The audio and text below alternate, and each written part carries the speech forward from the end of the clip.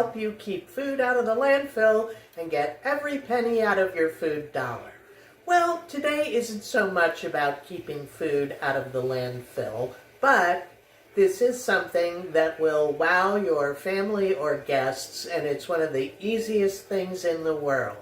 So, I'm single. I think I've mentioned that before. So when I open a bottle of wine, unless I want to get really drunk, I got wine left over. Well, you put a splash here and a splash there, but you still have a good, bunch left in the bottom of the bottle. No good for just drinking, but great for cooking. So what we're making today is my super special red wine reduction sauce. So yes, all you have to do, basically, is boil the wine. You don't want it to be a rolling boil. It's more like a simmer because you don't want it to, get overcooked. But one of the advantages of doing this with older wine is the alcohol burns off, so it takes out some of those sharp flavors that develop over time if you're not, using a Vacuvan or something like that. So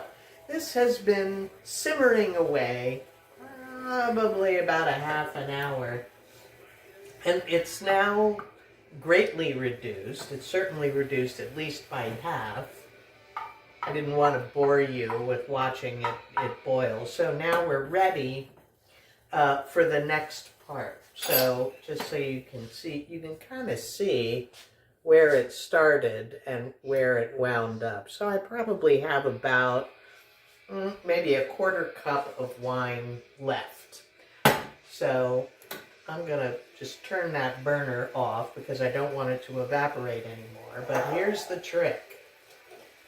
We're going to add some apricot preserves. So this adds an interesting bit of flavor. Now you want to do it at the end because if you do it too soon, it'll scorch and make a big mess on the bottom of your pan. Certainly not what we're going for.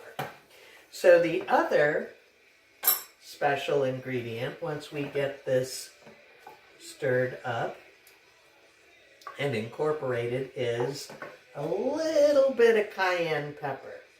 So what this does is you've got it all. A little sweet, a little savory, a little kick, just a dash. It's about all you need there. Okay, so now I just got to get my apricot preserves melted, and then we're going to use a technique called glossing. So whenever you're making a sauce of this sort, you want to add a little pat of butter at the end because that gives it this rich, silky kind of appearance and mouthfeel. All right. Almost there. Almost all melted in. You can also use strawberry preserves. You can use whatever kind of preserves you want. I usually use either apricot or strawberry because that's what I usually have on hand. So, all right, there.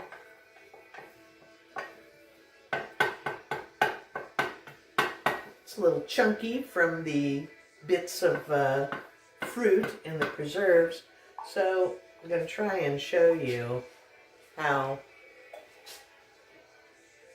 you can see where this is thicker than just wine. So I'm going to go ahead and put that butter in there.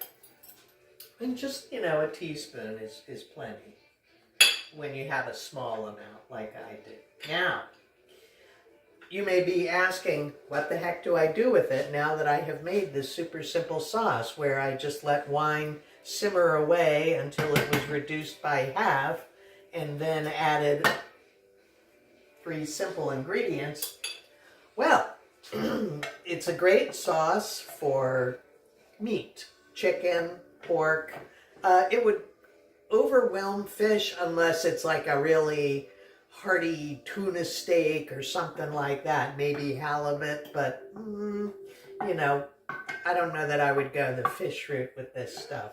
And so I have cooking away in the background is a nice boneless pork loin chop, the other white meat, which I crusted with seasoned panko crumbs. It's actually a combination of panko crumbs and some leftover cracker dust that I had, you know, at the bottom of the cracker container. It's like, hey, nothing goes to waste in this house.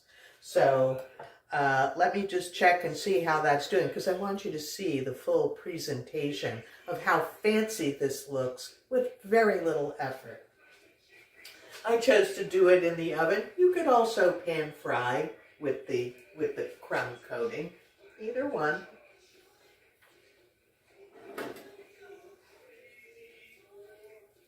All right, we have reached a safe temperature. So if you hold on a second, we're now going to plate everything.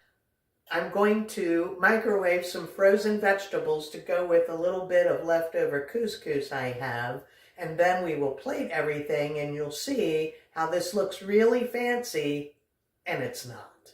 So stay tuned for a few minutes. All right, so I've got my nice little bit of couscous and peas.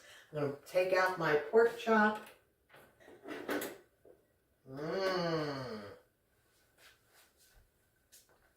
Yummy.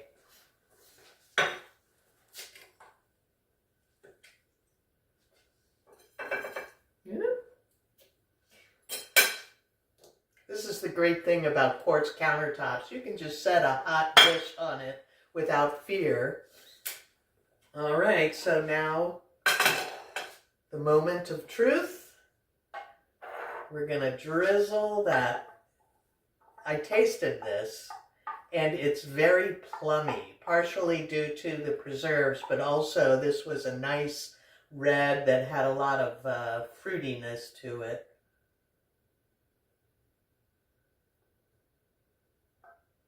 And of course, you want to have some sort of grain like rice or couscous or pasta or something to catch all of these wonderful, juicy flavors. And that's all there is to that. So, the finished product. Ta-da! So you can see, like I always like to say, you can have food that's fancy but not fussy. So, that's it for today. Enjoy, and if you like this, please subscribe, and I'll see you next time. Bye!